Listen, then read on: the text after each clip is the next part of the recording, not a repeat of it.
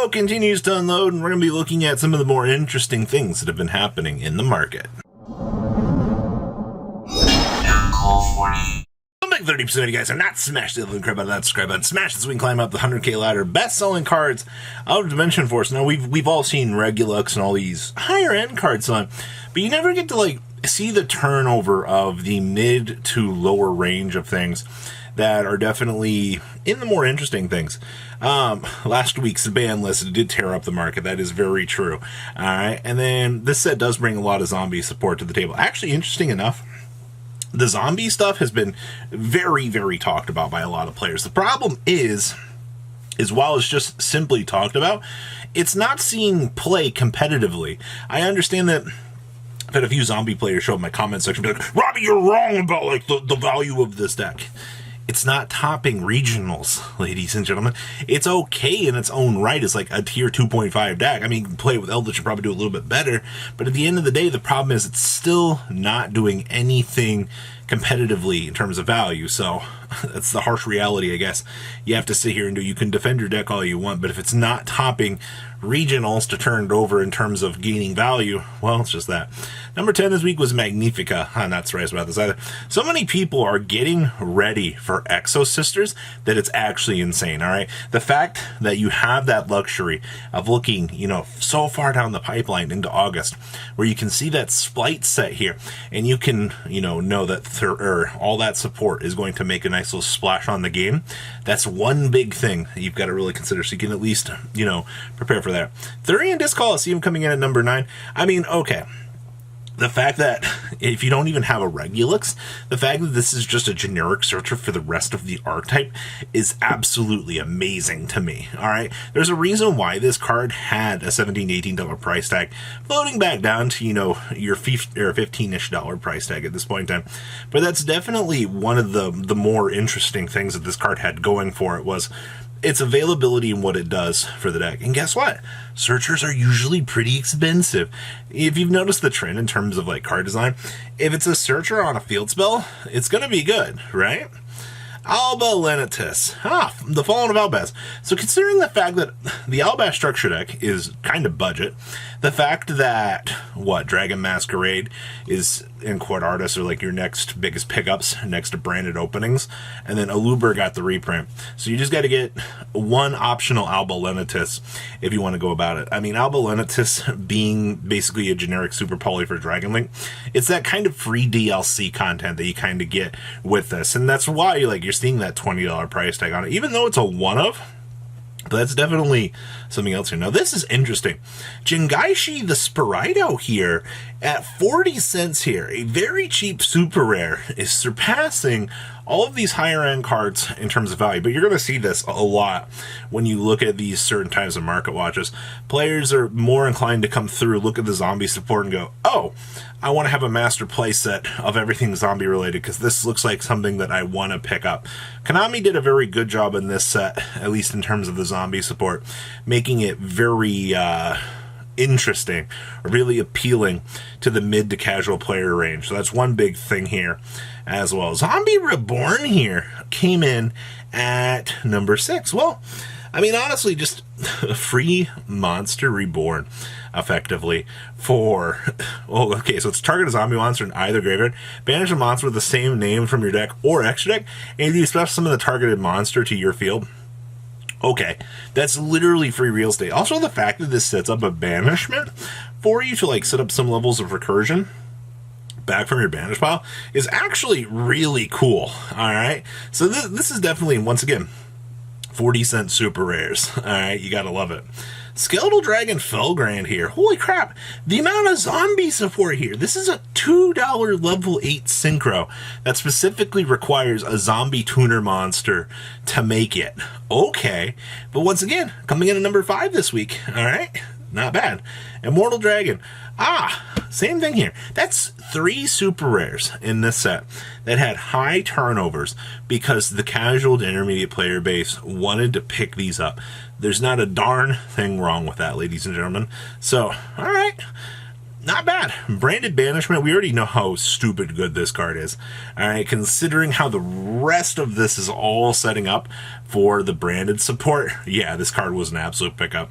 Red Eye Zombie Dragon, really? This outsold all of the other zombie support. I'm not surprised about that. One zombie tuner plus one non-tuner, alright. I hate the restrictions on this, but once again, considering everything else happening here, alright. A number one best-selling card out of the set was none other than Psychic End Punisher. I mean, let's be honest here. The fact that this is like the come-behind Yu-Gi-Oh card as of late, this literally gives you the chance to run a game back. It's a level 11 generic synchro. That's very important that you understand that. So many players right now are just underestimating this card. And if you've played competitively right now and you've just been against this and you're like, oh no, like, how do I beat this? Well, it's just that. So I'm not surprised to see, you know, these being your more moving cards. Alright, a lot of punk stuff is also on the move right now. Which cards made top 10 list this week has almost scored an upset with the demand from Ghost from the Past. It's actually kind of cool. Alright, still high enough to place it at number 11. Holy crap. From there, it was Starving Venom at number 12, Necro Banshee at number 13, and Thurian Regulus Emboria at 14-15. And those two cards are not cheap. That's actually very interesting. The fact that Hulk still curated on back here, yeah, it's a one-of right now based on how, you know, the set's going, but that's definitely interesting. All right, next up, I want to spin on back through Genesis Impact here. For whatever reason, Lilla just got bought out. And this is very interesting to me. We just, 104, 77, and $81 at this point in time. Now, I understand that we're seeing more Power of the Elements pre-gaming here, like going up. The Kishi kills are 95s. Unicorns are still 75 on up to 80. I also like the fact here that Kishi Kill, this used to be the one that was always the dominating one in terms of presence and value here. But $82, $83, yeah, these are still pretty low. I'm just surprised that they went after Lilla, because Lilla's the one that seems to see a little bit less presence. You can get one cheap, it looks like an ultra rare there. Alright, for 75 and then 85. Artemis is still $70. Nightmare Phoenix, still 64. I love how this box, God, this box is still horrible in terms of value. It's so bad. $52 per box for the long run. Yeah, that literally blew up on itself. So bad. But I mean, you can still see where your higher end stuff goes here. And your Evil Twins, Kishi, Kill, and Lilla here, $44 still. And holding, not too bad. As we push on back here, evidently Archlord Christia secret rare prices have gone even further beyond. Light plays for $57, which is okay. I'm seeing $90 here. I heard first eds are like $800. Oh my god, they actually are.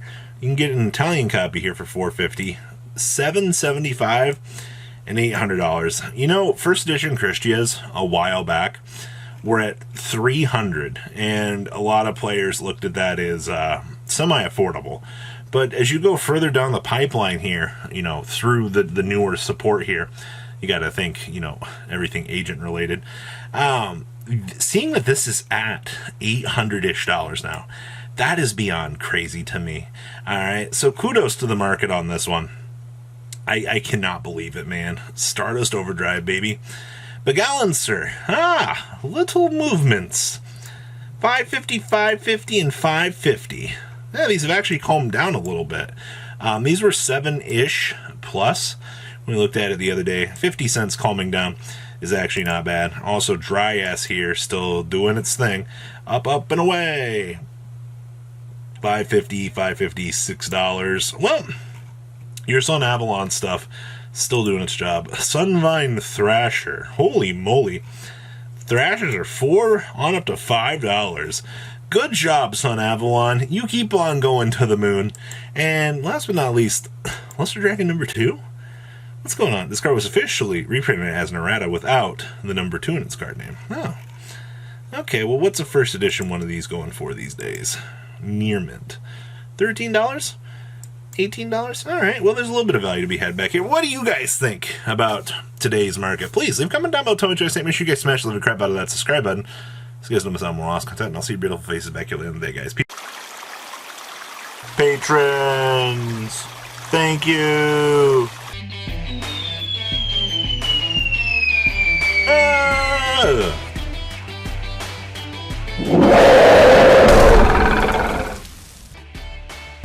Thank you so much for watching. Check out these other videos.